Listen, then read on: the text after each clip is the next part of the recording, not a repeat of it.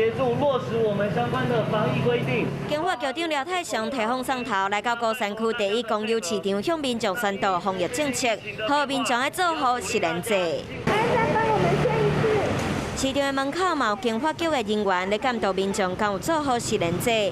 民众若骑机车无方便落车，警察人员会提互你签名，再喷酒精来消毒。防疫做甲真好，就惊市场变做病毒的感染源。那没有少，要是传染到菜市场，那怎么办？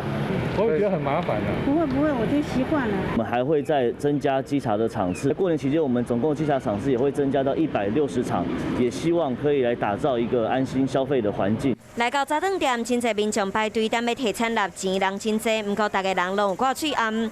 出入口嘛有放实联制 QR code 和纸本的登记表，民众嘛拢真配合。不过来到罗岗公园的花市 ，QR code 的牌啊挂伫树啊，不过民众唔知是无看到，也是袂记得，有啥人真少，甚至阁有摊上连 QR code 拢无打。不会怕实名制哦，都没哦。其实应该要有人管制哦，要有人管制比较好了。